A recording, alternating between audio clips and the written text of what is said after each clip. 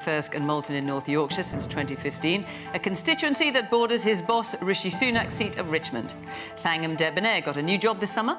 She's rolling 3 tasks into one as Labour's Shadow Secretary for Culture, Media and Sport. The MP for Bristol West has another string to her bow, being a trained classical cellist.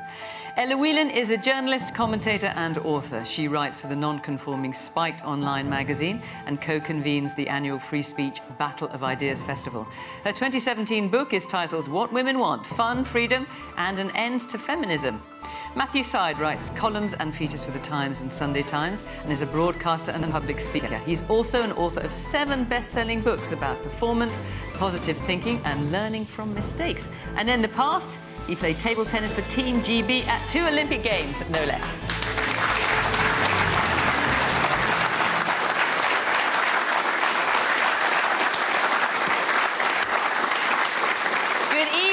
From Ipswich, welcome to our panel, welcome to our audience here, great to see you, and of course welcome to you at home.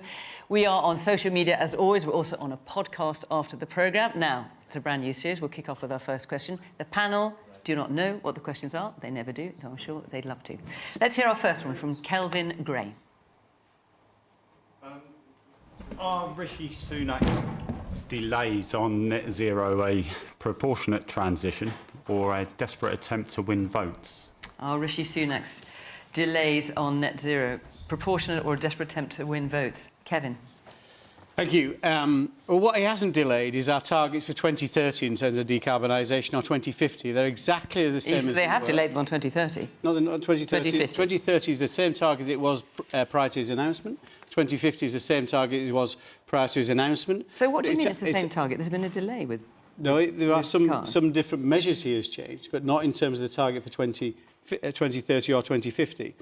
What hasn't changed is the UK is number 1 in the G7 in terms of decarbonisation. OK, carry on. And the fact we are, if you look at the Climate Change Performance Index, we're in the top 10 and we're ahead of every country, almost every country, a major economy in the world, Germany, France, for example. What Rishi Sunak has done is some sensible measures in terms of things like oil-fired boilers. So oil-fired boilers, if your oil-fired boiler had broken down in 2026, you would not have been able to replace it. Now, you'd have had to replace it with a heat pump or something like that. There's a property in my constituency I recently visited that had to undertake a deep retrofit to accommodate a heat pump. That cost £70,000 to make that insulation fit for purpose. It would have caused a crisis in the rental market. It would have caused a cost of living crisis for many owner-occupiers up and down this country. Those kind of measures are a proportionate response. There are other ways we can meet our net zero obligations without measures like that, which would cost many ordinary people, many people on low incomes, an awful lot of money. It's the right thing to do. And what will those measures be, Kevin? Because, as you'll know, I mean, Alok Sharma, who, of course, headed COP26 for the government, has made the point that if you're going to row back on some things, you're going to have to scale up on others in order to meet the commitment. And that's absolutely right. That's why we're investing in nuclear, just down the road here. Sizewell C, of course, we're investing in that. Offshore wind. But that was happening already. Offshore, our plans for offshore wind are accelerating. We've got the number 1, the first, the second, the third and the 4th largest operating offshore wind farms in the world. Hydrogen is, again, we're investing. Small modular reactors we're investing in. So that a number of measures that will meet those obligations without it meaning for people hitting a cost of living crisis, which what would have happened. And when you, just to be clear, so when you say you're still going for the 2030 target, when it comes to cars, for example, the delay on banning the sale of new diesel and petrol cars will be pushed back to 2035. That's true. But the target for producing electric cars remains the same. That's what you're referring to. No, the target for decarbonisation, the target we have in terms of the percentage reduction. OK, even though you're pushing back the ban. OK, right. And you think you can do that? Absolutely. OK, Matthew. Well, I think there is a tension, if I may say so, Kevin, between what you are saying tonight, that everything has largely stayed the same, the targets, and what the Prime Minister said yesterday when he described this as one of the most fundamental changes in British policy making of the 21st century. I mean, I, for what it's worth, think we should take a step back. And I don't think the problem is what Sunak said. I think it's an arguable case about changing some of the aspects of the transition. But the problem is very few people trust the Prime Minister or the Conservative government.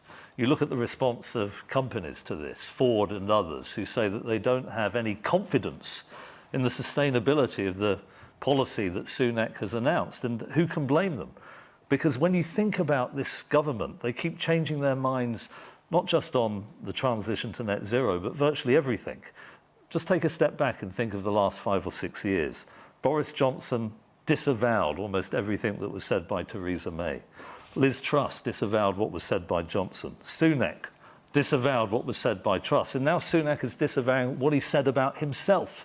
Remember, he was Chancellor of the Exchequer when the initial policy was unveiled by Boris Johnson.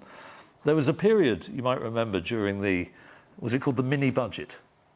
When the Liz Truss you're referring to. This is Liz Truss's mini-budget. When there was a premium that the market imposed on British government debt. And they described this, it's slightly pejorative, as the Muppet premium. If we're going to lend money to these people, we want to have a higher rate of interest. But we are really, in a sense, paying the price of that because we have to pay higher mortgages. And there was talking of trust, there was a period during Boris Johnson's prime ministership when the proportion of the British people who trusted the British government was less than the number of people who believe in aliens. How are we supposed to have... Trust is a fundamental ingredient of democratic societies. We need to be able to trust businesses that are going to invest in this country, need to trust in the sustainability of government policy. And I think that is why if I may say so, Kevin, this is why the reaction has been so strong. I mean, Ford did say that, that's true. And others. Well, Toyota is supportive of this particular announcement. Every major car manufacturer, and these manufacturers don't just manufacture for the UK, most of the cars manufactured in the UK, many of them get exported to the European Union. The European Union's target for electric vehicles is 2035. This is totally consistent. We've got to move, this glide path has got to be smooth, otherwise it will cost our citizens, particularly the ones we are here to represent, which is not big business. Of course, that's important, big business, all businesses. But the people we're here for most are the people on the lowest incomes. You would agree with that, Matthew, and that's why the Prime Minister's made this announcement yesterday. Well, the Prime Minister's made this announcement, obviously assuming perhaps it's going to be popular with people. Let's hear what you think. There's quite a few hands up. Yes, the man here in the blue shirt. Do you think Rishi Sunak is running scared that he's going to lose the general election? So he's panicking and doing this instead. OK, we'll hear from Kevin in a minute. The man behind you in the spotty shirt. Thank you. I think that it's an investment that has been spooked by this. Right. I think, as Matthew said, we mentioned Ford. I think, a lack of now short and medium-term decision-making is spooking investment. There are several other countries that are pushing forward and putting their foot to the pedal, and we're going completely the other way. OK, the woman at the back. What message do we think Rishi's turnaround says to local authorities across the country that are struggling with budget cuts and trying to transform their services and actually becoming kind of carbon neutral and trying to make everything green and clean? What does that send when we're striving so hard to do that and struggling when we do a complete U-turn in central government? OK, and let's hear from the man at the front in the white T-shirt here. Well, I think the big issue of trust is that we just didn't vote for them. We didn't vote for Sunak and we didn't vote for Truss, we voted for Johnson. And then once he left office, they brought in 2 more prime ministers who we just didn't elect, which I would say isn't very democratic. OK. Ella. Well, the thing about Sunak's announcement is that Matthew's right, it sounds like it's and he's talks about this change of direction and it's meant to be, people have, particularly in the papers across the last 24 hours, have used the language of U-turns. But if you actually, look at the detail of what he said, he's still promising, and I think, in fact, he's laying the groundwork for the pain of what net zero will entail, but just on a kind of longer day. I mean, the fact he's gone out of his way to say that he's still very much paid up to the ideology of net zero, and he's still, in fact, he actually literally said, this is still going to be very difficult for everyone. These are going to be very difficult times. So I don't buy this whole kind of newfound care for the working man and woman. I don't think that I just don't buy it at all. I mean, the fact is that this is trying to spin austerity, eco-austerity in a positive way. On the question of heat pumps, there's been no recognition of the fact that you know, a heat pump, no matter whether it's brought in or enforced or whatever in this period or that period, takes a day or more to heat up a house, whereas a gas boiler will take, you know, an hour or so. That the kind of money that people need to, you know, thousands of pounds that people need to retrofit their houses and insulate and change radiators and all the rest of it, it's like the idea that people are going to find that money between now and 2030 or 2035, when the government has no plans to grow the economy, no big plans for changing, you know, to create an abundance of energy, to invest in new innovation or anything like that. I mean, the government's Climate Change Committee is open about the fact that the majority of the changes that are expected are going to be on individual choices and behaviour. I mean, they call it choices. There's no choice in it for us. And not centred on what it should be, which is genuine investment in new innovation, new technology, finding new energy sources, whether that's nuclear. You know, you can't just rely on what you've already done. You should be building, I don't know, however many new plants, do something ambitious. But in actual fact, the whole and the political narrative around net zero hasn't changed. In fact, actually, Sunak had the cheek of saying, this isn't really political. And I think that tells you something about the way in which the discussion about climate change is had. It's meant to be this very sort of nice, we love the planet thing, which I don't think anyone would disagree with, by the way. You know, you don't want to, you're not some kind of coal-sucking lunatic. But it's not, it's framed as this apolitical thing that we all just have to sort of get along with, which is, by the way in which they frame the economy as well. Well, it's just something that's going to happen to us, and don't worry about it. It's a bit like the weather. It will just sort of happen and we'll react to it. We should be reasserting that this is a political issue. There are political choices to be made. And at the moment, the government is prioritising its sort of net zero obsession over the quality of life and the future of working class families. OK, Thangam, I'll come to you in a minute. I'm going to hear a bit more from our audience. Yes, the man there in the blue top. I find the, shall we say, the commercial outcry about this change in policy a bit disingenuous, because I think really it's more about the fact that they've lost commercial opportunity, because at the end of the day, if it was a point in principle, they could do it off their own esteem. They don't need to be told to do these things. OK, so you think they're crying wolf, effectively? Well, I think it's just politicising it, to be honest with you. OK, the man at the back in the blue shirt. I think personally that they're not ready for the infrastructure. They being? Well, the government or anyone. I think when you look carefully at it, there's not that many proper electric chargers anywhere in the country. And I think that they realise it. Everyone at the moment is struggling. Even if you're on 100, 150,000 or even 200,000, you're struggling in this country. What, you're struggling on £200,000 a year? Yeah. Well, a lot of people have to pay $250,000, 400,000, 500,000 for a house when they're young. So do you think the government's right to do what it's doing? I think he's been honest. I think he's been honest. And when you think about it, we're going to bring it down by 2050. Where does China end up? They'll still be pumping coal into the air. OK. So we're wasting our time. Woman here in the front in the glasses. Recently there were by-elections, and the one which the Conservative government held was partially blamed to the public. Uxbridge and South Rice that you're talking disliking about. the ULEZ. And so, which is the ultra-low emission zone that's been expanded outside London. And so I wonder how anyone can find this policy as honest or actually with incentive to help working class people's financial situations when it's pretty obviously just a response to that by-election win and a strategy and tactic to gain more points in the next general election. OK, let me take one more point. Yes, the man in the white shirt then. Yes, the man in the white shirt. Yeah, the Minister mentioned about £70,000 for a heat pump. And it won't have to be paid... No, not just for a heat pump. Yeah, it was for insulation, completely retrofitting the house. OK, they've still got to be paid in 2031. I'd like to know, the Minister, what incentives or what provision are you going to put in place to help people pay this? It's 2035, but yeah.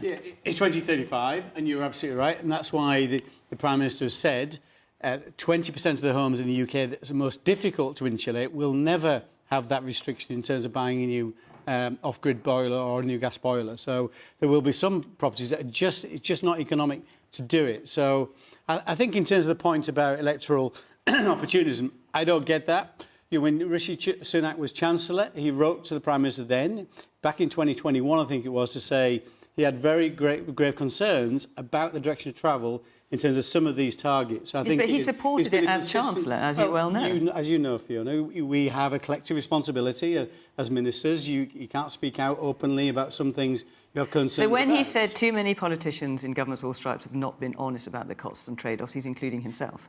Well, at times you have to make compromises, there's no doubt about it. That's the world of politics. Fangham, you've been very patient. So the question was about whether or not it's a desperate attempt to win votes. Yes, it is. And it won't work. I think Rishi Sunak is trying to make this election a referendum on net zero, and he's ignoring the fact that climate change is a clear and present danger, which we will have to tackle. And we can't put it off.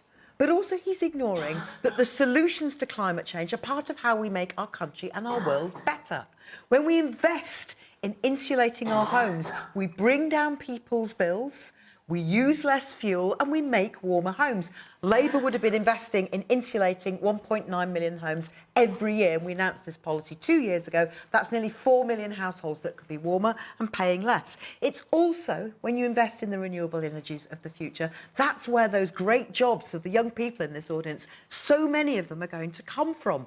Those are great jobs. Why shouldn't we be world leaders in wind, in tidal, in solar, in new nuclear, in insulation, whatever it takes? Why shouldn't we be first movers? Why shouldn't we be taking that step? Why shouldn't we be rising to the top and leading by example? Because this is actually going to bring down bills if you invest in tackling climate change, bring down bills, make our lives better, increase our energy security, create good jobs, and it's good for the economy. And in the meantime, Thang, when it comes to, for example, people buying electric cars, as we know, electric cars are at the moment more expensive, and heat pumps are also pretty expensive. Let me deal with electric cars. There are some disingenuous statements being made about this electric car policy. People are saying, well, it's working class people who are going to have to pay for these new electric cars. Let's be clear about this. The ban was on new petrol and diesel cars. Most people do not buy new cars. Most people buy second-hand cars, and that was never going to be banned for 2030. So it's just not true. It's just not true that by moving this ban, it's going to benefit those people who would have bought a second-hand car anyway. But I just think this point... Would you mind? Please. You've had your turn twice. I'll let you in afterwards, Matthew. What Rishi Sunak has done is he has put the interests of right-wing backbenchers ahead of the people of this country who deserve lower bills. He has put making Liz Truss happy ahead of your bills. She crashed the economy. She put your mortgages up. She put your rent up. Okay. This is the measure of a man who is so weak that he's more bothered about Liz Truss than your bills, and that's where we are today. And heat pumps. What about heat pumps? How are you going to help people afford heat pumps? Then? Well, heat pumps, we've said that that's a government policy which they've already failed to work out. We have said quite clearly that we would reverse what they've done on the electric cars because we know that electric cars are coming down. What are you going to do about boilers and heat pumps? We will need to invest in the technology to make them more affordable and more accessible and more efficient, but they're not the only way. And not bring in a ban until then? And that not... we will at the moment... Hang on. Let's find out what Labour policy is. What we're going to do is we know that this is a government policy failure to implement their what's own the Labour policy. I'm just trying to understand. So by the Labour policy on boilers and heat pumps, what is it? So heat pumps, we would stick to the 2035. So there would be a ban on new gas boilers after 2035. That's Labour policy. We want to make sure that they're affordable, is that what and you that said? gives us more time to be able to do that. What about oil-fired boilers? Hang on. I just want to be clear. So is that Labour policy that there would be a ban on new gas boilers after 2035? I think that's what you're saying. I think that's correct, yes, but I'm really... But you're not sure? Yes. OK. Well, let's let Matthew back in. I agree with a lot of what Fangham said. I do feel that we, if I may say so, I think we have to transition. It's not just about climate change. The quality of fossil fuels are declining. When we used to get oil in the 1950s, we would take the easy stuff from the surface, sweet crude. We got 60 barrels back for every barrel expended in the extraction process. Now we're drilling offshore, we're fracking. We're refining very difficult products like tar sands. It's very energy intensive. We're only getting 5 barrels back for every barrel expended. The price of a barrel of oil at the moment is $95. As this energy ceiling collapses, the energy we need to run civilization, this is why it feels claustrophobic and constrained at the moment. But we have to be honest, reinventing the fossil fuel civilization from which we have benefited from 250 years is massively difficult, complex, expensive, intricate supply chains of the rare earth minerals and elements that we need to source in order to build the renewable infrastructure. And what I found disappointing about Thangham's answer it made it sound like sweetness and light. This is going to be a piece of cake. Electrify, wonderful. We're going to get new jobs. We have to be honest and prepare the public for the short term. Even the Climate Change Committee said that the net cost is going to be with us until 2040 something. And the benefits accrue almost immediately in terms of cheaper energy. Wind energy is the cheapest form of energy generation there is. We know so the more we invest in it, the more we invest, which is why we also need to invest in new nuclear, in tidal, in wave, and you know this. And if we're not going to, if we want to get to net zero, we should be world leaders in those industries. Why not embrace the fact that those are good jobs, they're warm homes, and it's a future for our economy? I want to hear more. Look, you know, I kind of have to pull rank here as Plummer's daughter, but you know the whole thing about people get obsessed with heat pumps. The whole idea with heat pumps is that it would raise the temperature of your house to whatever tiny amount, 4 to 5 degrees or something, so that then your gas boiler could kick in and do the heavy lifting of, you know, it was always meant to be in conjunction, at least that was it began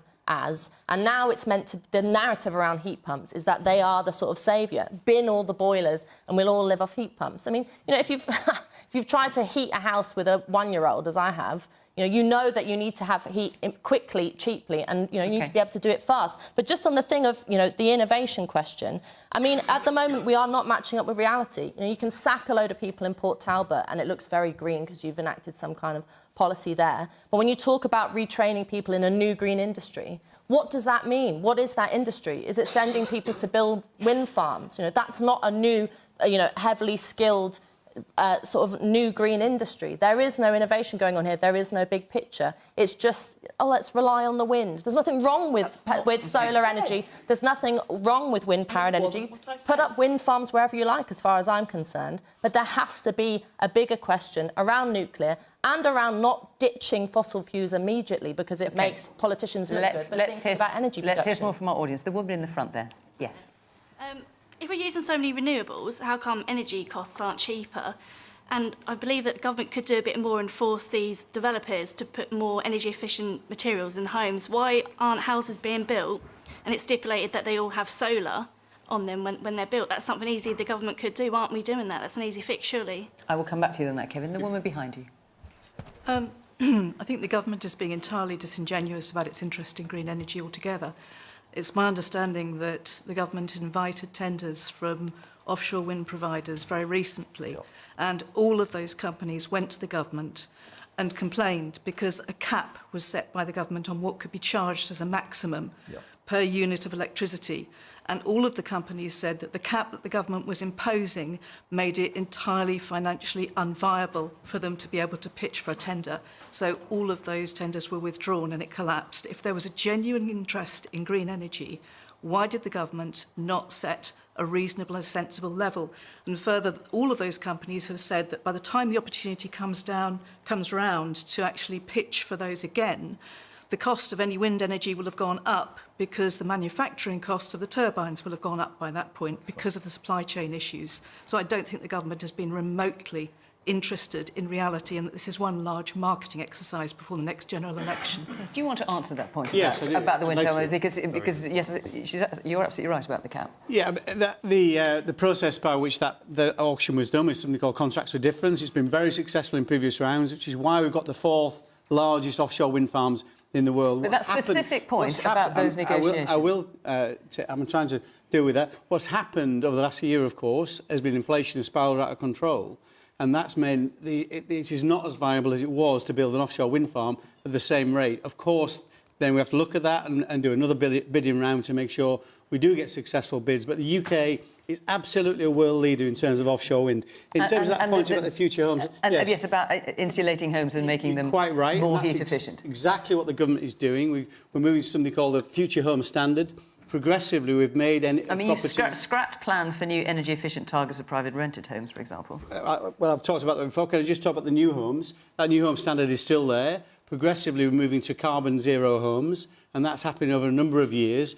We're doing it progressively to try and make sure that the price of new homes doesn't get out of reach of young people particularly, or people struggling to get in the housing ladder or to move up. But these are the delicate balances we have to strike. Yes, we have said that rented properties, previously you had to be a EPC rating C or above to be able to rent a home by 2025. That would have caused an absolute crisis in the rental market. Prices for rental prices would have gone through the roof. Many people there'd been a huge shortage of rental properties. Absolutely the right thing to do. It's a pragmatic response to where we are. That target was never realistic, and that's why the Prime Minister's changed it. Or you could just build loads more homes. Hang on, we quickly just want to come back in. Well, let's look at the 5 things that were on the little slogan yesterday. There were things that weren't even a thing. They weren't even a thing. So we have 5 things that weren't even a thing. So Rishi Sunak said, we're going to stop taxing meat, which is never a thing. He said, we're going to stop the 7 bins policy, which was never a thing. So presumably he's going to use the 7 bins that he's got a garden big enough to put them in to put his untaxed meat in. What was that about this not being honest? It is not being honest to talk about things like 7 bins and taxing meat and car show. Is he going to start putting his wife and his kids in separate cars? They were not things. And if they were government policies, they were government policies that you'd never really announced. You just made them up, or they were secret government policies. Were you ever going to let on that having 7 bins was a government policy? All those things. And taxing meat? All those things were referenced in the Committee of Climate Change. But they weren't government policy, so you can't in 2021, stop them. They were in a report. You know, they were not government policy, as you know, Kevin. Where's the honesty? Where's the honesty? No, the committee in the past has got what it wants from governments. They've just said, yes, we need to deliver it. What Rishi Sunak said is that, no, we're not going to do those things. We are not going to do those things. Anyone here got 7 bins? We're going to do what's right for the... OK, all right, listen. But this is, if I may say so... Really quickly, so I've got to move on, take some more questions. Go on, Matthew, This is the problem. There was an incredibly powerful point made by the woman in the second row. The cost of building offshore wind turbines is going up. Why? Because they are embodiments of fossil fuels. They require concrete and plastic and steel. These are built through fossil fuels, the price of which is rising. The contracts for difference, there were no auction bidders for offshore wind. If we're not going to be open and honest about this and understand the explanation for why this is happening and think about a strategy that deals with it, but we're not getting there. It's this political to and fro, missing the bigger picture. Let's stop the to and fro just for a moment. Trivial. Just for a moment, because thank you very much. I want to tell you, before we move on to our next question, otherwise we'll never get any others in, and you did ask quite a few other questions, and I want to make sure I do them justice. Next week, Question Time is in Sale in Greater Manchester. The week after that, we're in Wolverhampton. So if you'd like to come to either show, go to the website address here, and you can apply. We'd love to see you. And actually, on that website is a list of all the shows that we're going to be doing for the next few months, and you can see if you'd like to come to those. And also, I just want to say, this is a new thing for Question Time. If you would like a picture of your town to feature on the desk here, as you can see, we think this is rather lovely, email us your best shot, your best photograph, at the address here on the screen. That's cutiepictures@bbc.co.uk. I mean, we go all around the country. We might as well show where we are. Exactly. That's what we're thinking. Right, OK, let's take our second question from Karen Richardson. There you are. Good evening. Should Russell Brand's comedy antics have been challenged years ago? Right. Oh, there's a kind of murmur from the audience. So you won't have missed this story, obviously. 4 women have accused Russell Brand of rape and or sexual assault. The Metropolitan Police have also received a report of alleged sexual assault. The 6 o'clock news and 10 o'clock news are also running a story about inappropriate behaviour as well, an allegation from against Russell Brand. I have to say, for legal reasons, and he is not here to defend himself, Russell Brand denies all the criminal allegations against him. Ella.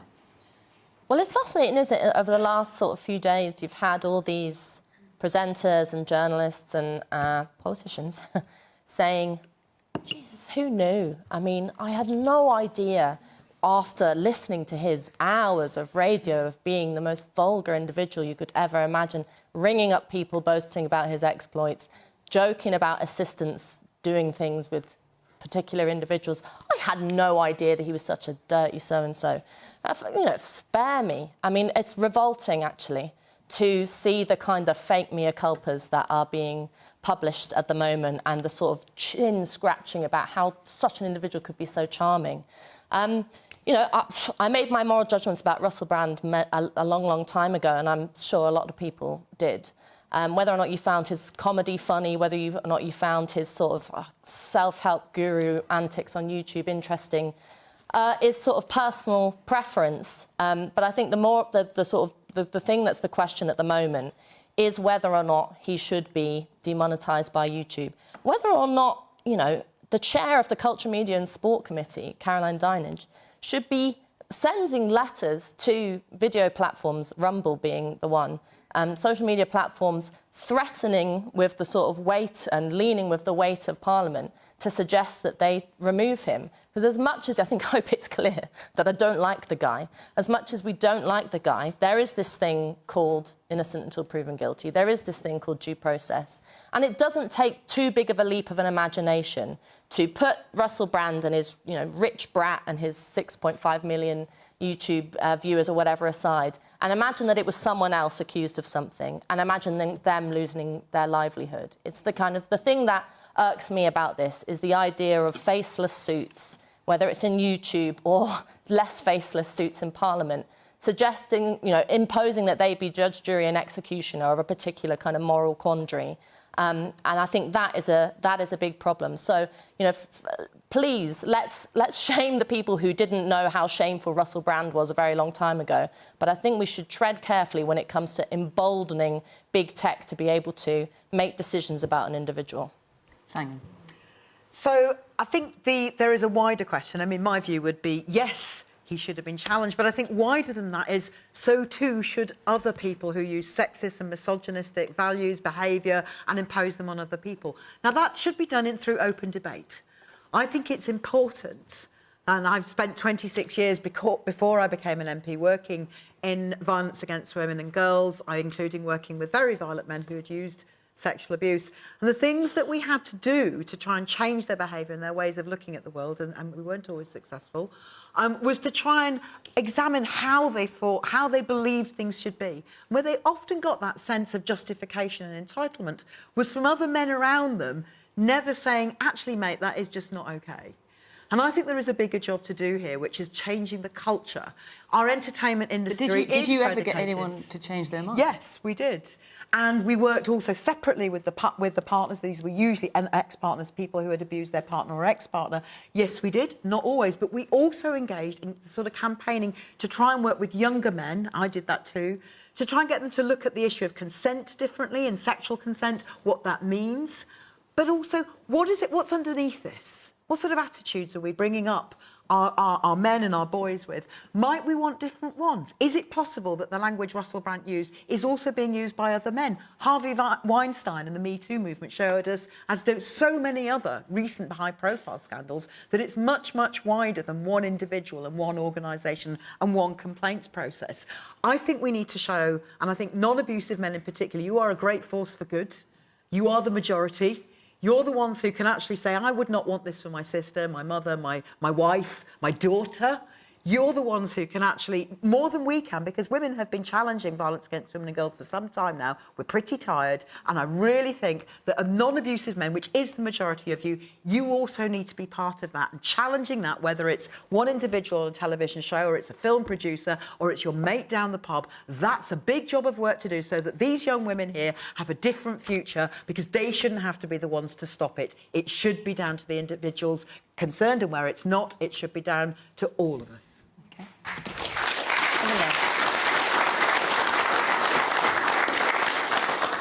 Yeah, I just wanted to come back on Ella's point about due process. I just don't think we have a system that we can trust at the moment. Last year there was just over 67,000 reports of rape.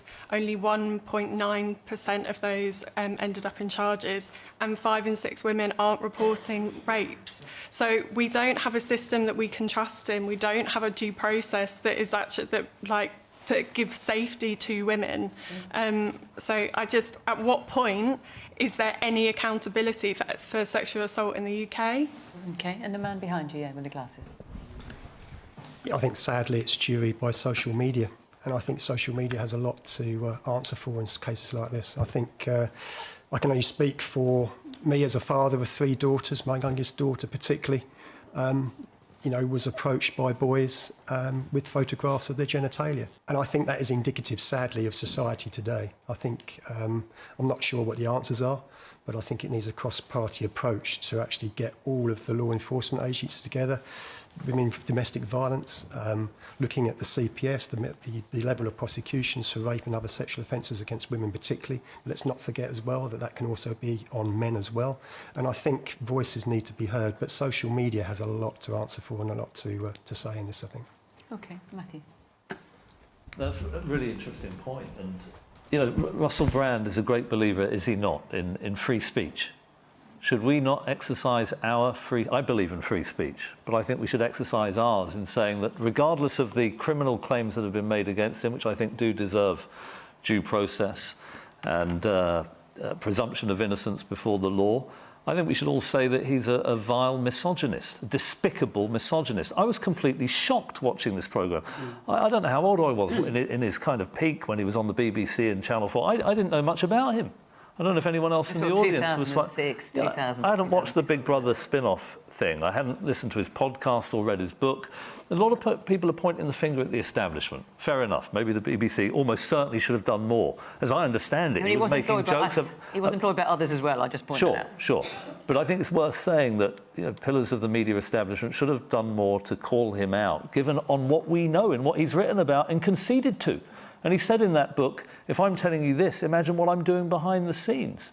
But I do wonder, and this puzzled me enormously watching the documentary and reading the Sunday Times expose, is who was giggling along with the jokes about rape and choking?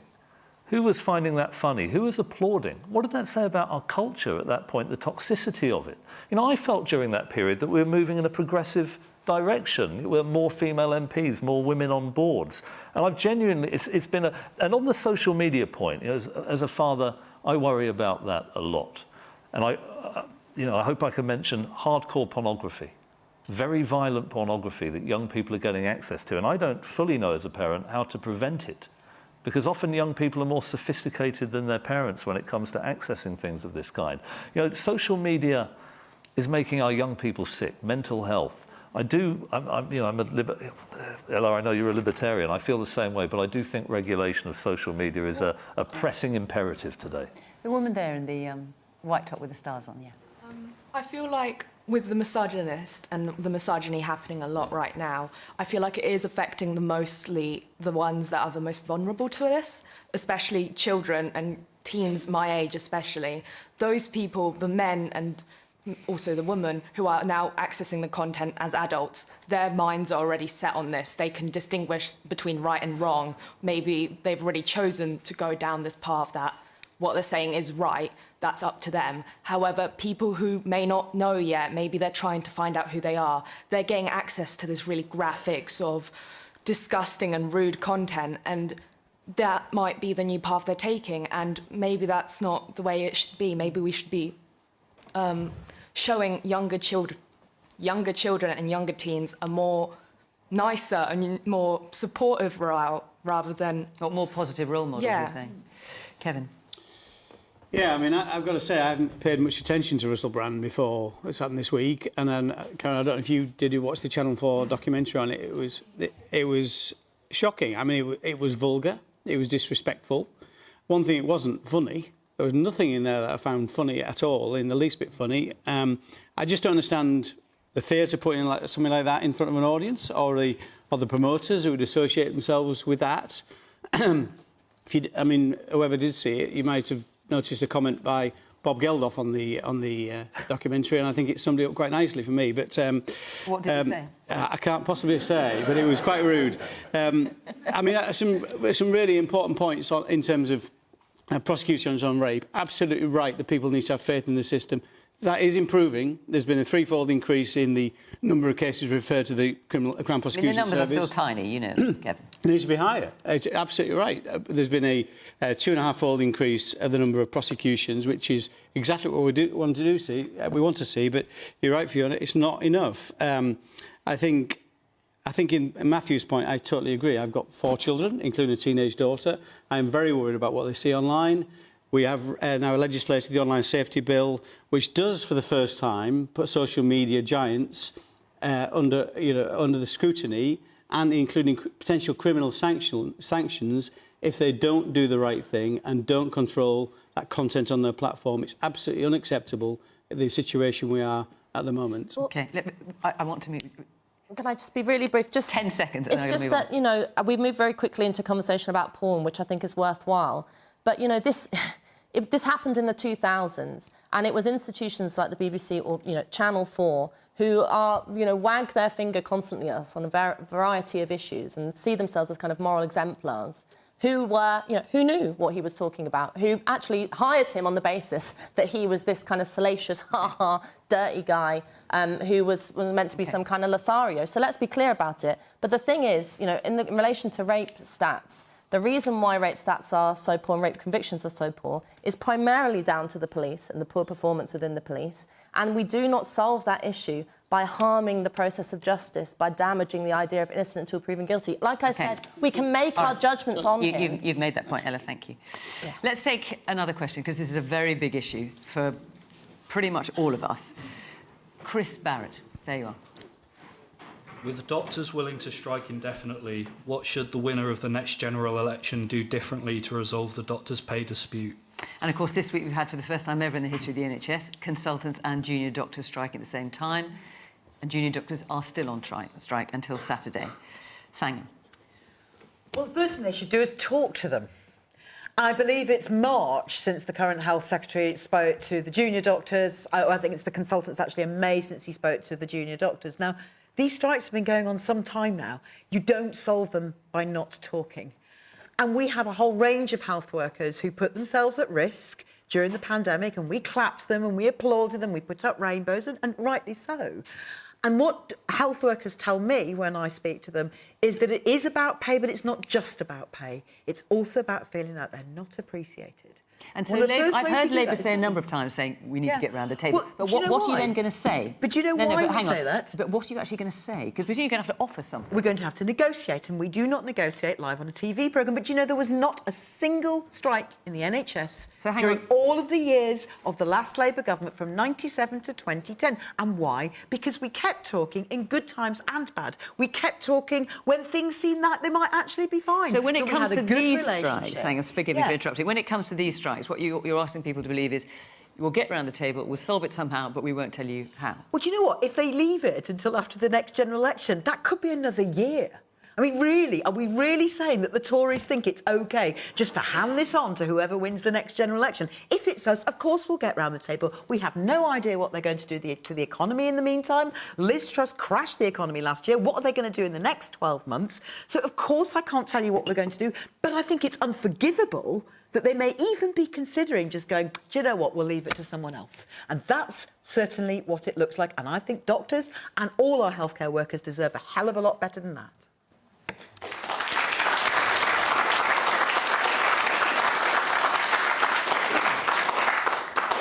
Well, our doctors should be looking after patients, not stood on picket lines. There has been 900,000 cancelled appointments across the NHS, and it is absolutely unacceptable. What the government has done, it said it will stand by the independent pay body recommendations. For junior doctors, there's an 8.8% increase. That's the average salary for a junior doctor is £55,000. For a consultant, the average is £130,000.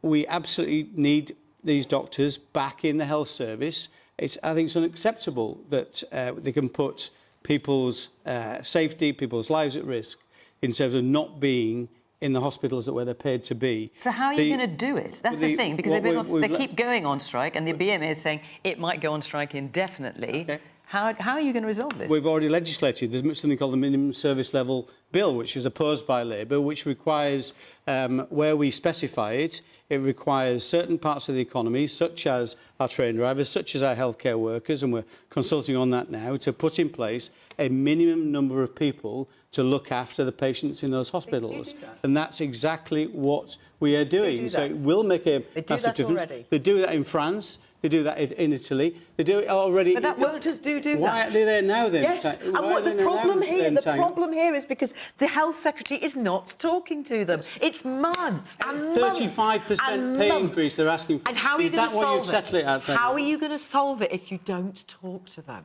I've talked to them all the time. That process continues. We've settled other disputes through negotiation. But how would you close a gap between 8.8% and 35%? So where would you negotiate to then? You would not negotiate live on TV. That's not how you negotiate, and you know that. You need to talk to doctors in order to negotiate with them. It was months ago that the Secretary of State last spoke to them, and the Prime Minister never has. Go and talk to them. Go and appreciate what they do, and then say, yes, there may be tough questions. We may have difficult times ahead, but we have to do this by talking to each other. And you're not doing that. You are letting down patients. And Kevin's you question? Are letting down Kevin's patients. question? Your government is letting... You can't put a figure out of thin air in the middle of a TV programme. That's not a good way to negotiate. But you it would be disrespectful to the taxpayer, it would be disrespectful to the doctors, but most of all, it would be disrespectful to the patients who are waiting for you to sort this out so that they can get treated. We are just going back and forth, and I feel we're not really getting anywhere. Let's hear from our audience. The woman there, yes. Thank you. Yeah, I'm a nurse. Well, let's hear what you think about it. I voted strike in the last ballot. When I'm balloted again, I will vote strike again, and I'll do that continually until pay talks open and they're realistic. We are striking for pay. We are striking because we feel undervalued, but we're also striking for patient safety. So when we're accused of putting patients at risk, I say patients are at risk every single day of the week. We've got 7 million people on waiting lists. We've got 140,000 vacancies. People are dying on waiting lists. People are dying in the back of ambulances, and this cannot go on. The government need to get real and address the situation. And are you convinced by what you're hearing from either party here? As for the minimal service levels bill, what I say to that is unions on strike days, they put in minimal service levels already. This is nothing new.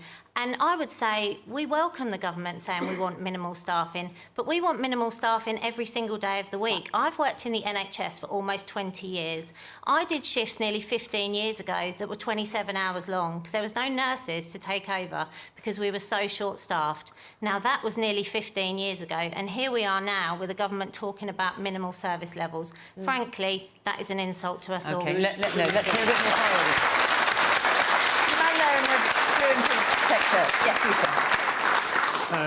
I'm ex-forces and I spent 22 years in the army, and we could never strike because we were there to save lives and to make sure people were safe.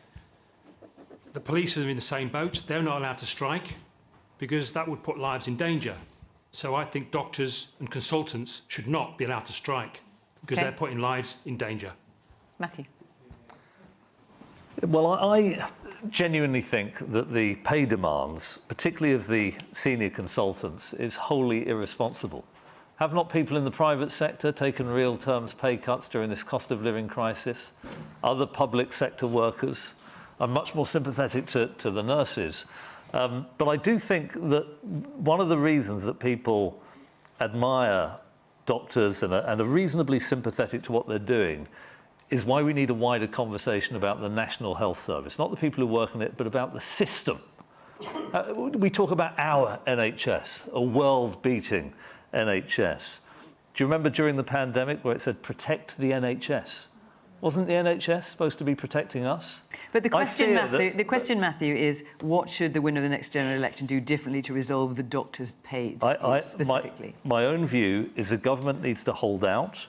And I think the public will have more sympathy if we stop deifying the NHS. It should not be a national religion. It is the organisation that provides health services to us. It is not the best in the world. It has problems. Look at the maternity scandals that recur with depressing frequency. I think we need to be intellectually honest rather than emotionally attached to a system that is not working as well as it could be. And I think that will add backbone to what I think is the right decision by the government to stand up to consultants who are earning £130,000, more than most people in comparable countries. And I think it's disingenuous to say we get in a room and suddenly it's all going to be sorted out. I suspect that will not happen. It needs a bit of backbone from the government. And on this, I think the government is correct. OK, let's hear from the two women. The woman there in the blue sweater, yeah. I don't think our doctors and nurses and our healthcare professionals would actually be on strike unless there was a valid reason. And I think that valid reason is that the government won't negotiate. OK. And the woman next to you, you had your hand up as well. I think there's quite a dangerous dichotomy between what Matthew's saying about people deifying the NHS and what Kevin is doing, which is villainising people who work in medical services. You're putting people's lives at risk because you want to be paid more, and that's appalling. It's all politicised. During the pandemic, we were clapping these people so they felt like they had to go into hospitals, put themselves in dangerous situations where they were contracting COVID, dying of COVID. And now suddenly they actually want to be appreciated for the work they're doing above banging pots and pans, so they're being villainised for it. These people are some of the most highly qualified, most compassionate, hardest working people in our society. And for you to sit there and villainise them because they want more money for the job they do, I think is appalling. And let's see, I'll let you answer. Let me, this man here in the front, yes. When it comes to the NHS, you're demonising the doctors and the nurses who are going on strike. They are striking for patient safety. Majority of the NHS has been flogged off to the private sector. When the private sector get their hands on it, they cream off the top, subcontract out to others, and that's why the NHS is in such a bad state. They need to take their force off our NHS. And the whole thing, the people at the bottom, disabled people, we are the ones who are suffering. We support the nurses, we support the doctors, we support the consultants, because without them, we are finished. I will not be able to afford my medications if it all goes private. OK, well, OK. Thank you for your point, sir. Yes, Ella. I think I'm the only person on this panel that can very openly say I support the strikes. I think I was on the programme last time when it was the nurses and I said the very same.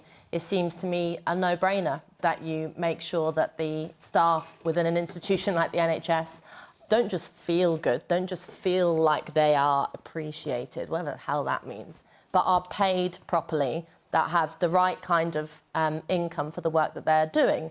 And, you know, I hate this row about you negotiate, no, you negotiate, you talk. Come out and say what your position is. You don't have to put a percentage point on it. You don't have to put a number on it. Do you support the idea that a worker is a worker and resist all of this kind of, I'm sorry, Kevin, but emotional blackmail that gets put on NHS workers about the idea that you're killing people if you're going on strike? And, you know, the government's solution to it, again, you have this waffle from politicians about how they care about the cost of living crisis and whatever else. And then when it comes down to workers getting on a picket line and saying, here are the facts, here is the situation of my quality of life, and it's not matching up with what I'm getting paid, what are you going to do about it? The government cripples workers' rights by instituting minimum services, by flirting with the idea of essentially, by the back door, banning strikes. I think that's appalling and should be resisted. But I also want to see something more substantial from if the opposition thinks it's got a chance in 2024. I don't, you know, everybody knows you can hide behind the, you know, it's very clever to say I won't negotiate on television thing. I don't think anyone's suggesting that you should put forward a figure. But does the Labour Party, the party of the people, the party of the working people, whatever you want to call it, do they support working people? Are you in favour of meeting in any way, shape or form the demand of workers, or are you just going to pontificate by saying we'll talk to them? As it happens, they don't want to be talked to, they want their demands met. One of the first things we're going to do if we win the next general election is bring in an employment act that will actually strengthen workers' rights, strengthen unions' ability to negotiate with employers, but also we're going to bring in an NHS workforce plan, because I think we're ignoring the nurse's point here, which is the NHS is understaffed on non-strike days and has been for years. When I first got into Parliament, I raised that. Yes, that's part of the employment bill that Angie Rayner, as our employment spokesperson, will be bringing in the first 100 days of a Labour government if we win the next general election, to strengthen the ability to negotiate, to strengthen union rights, to undo some of the damage that Tory governments have done. But the NHS workforce plan is part of that, because that's why the nurse here has had to stay over hours for so many times. We need to address that as well. Hang on, Matthew. I need to allow Kevin to address some of the points that were made. from the back very powerfully, that you are vilifying staff in the NHS. That's absolutely not what I said. What I said is where doctors and junior doctors and That's clearly what they should be in looking after patients, not on picket lines. That's what I said. In terms of minimum service levels, is not banning striking. You have minimum service levels in France, in Italy, in Spain, Australia, the USA, right. including ban on blue light services. Make it right. We're not an outlier, though, Ella. I think the point, the nurse, I don't know your name, and there are many, many fantastic people who work in the NHS, nurses, doctors. There's no way in the world I am villainising what you do. But I understand that the service is under massive pressure, despite the fact there are almost 300,000 more doctors and nurses working in the NHS today than there were in 2010. We're the third highest at household level in terms of funding of the NHS in Europe. There is massive we have record waiting lists. There has not been an as increase you know, since 2010. The percentage of services provided by private Kevin, I want to get a little bit more audience. It is audience demand that's causing the problem, and it will be an issue for many years to come. Man there in the glasses. Yes, you, sir, with the blue shirt. Yes. Hi. Thank you. The least the government can do is to reach out to the team who are striking. I think that's a basic responsibility. And secondly, they can do is to come up with the right fact. They shouldn't come up with the figures like junior doctor will earn 55 and consultants earn 130. You know that's not right fact. And thirdly, the average they should do is to say that the overall consultant body has increased. According to the government figures, there is more than 8,000 consultant posts vacant currently. And what they can do is to bring real facts to the people. From 2010 till 2022, this is a jointly published fact from BBC, NHS, FT, Matthew might be aware of it. Effectively, consultants are the worst hit group. 22% cut in the pay in the last 13 years. And if you don't want to see other facts, I don't want to bore you all, but 1 in 3 junior doctors have voted to step out of UK once they are qualified. Why do you think that's the case? When there are so many doctors voting quite literally from the feet, I think it's high time for government to really think.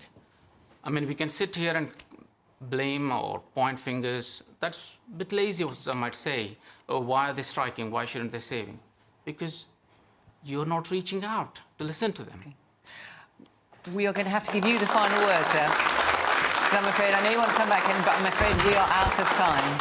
Thank you for your point, very powerfully made. Thank you to all of you. Thank you to the panel tonight. Thank you to all of you for coming along here to Ipswich tonight. Of course, thank you at home for watching. And I have to say, thank you to the people who submitted these pictures, who are Ivan Ambrose, Alex Kutcher, I hope I pronounced that right, and Emmeline Berry. Remember, if you can't stay up late, we are on iPlayer live at 8 o'clock every Thursday. Otherwise, of course, we're on after 10 o'clock news. Thank you very much indeed. We will see you in Sale next week from all of us here in Ipswich. Bye-bye.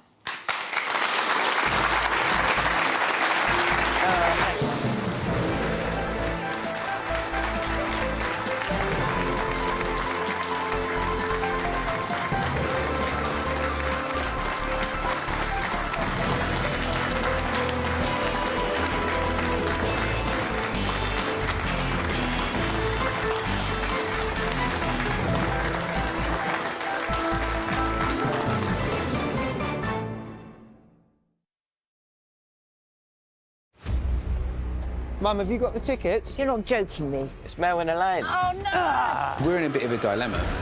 I think we've made a mistake.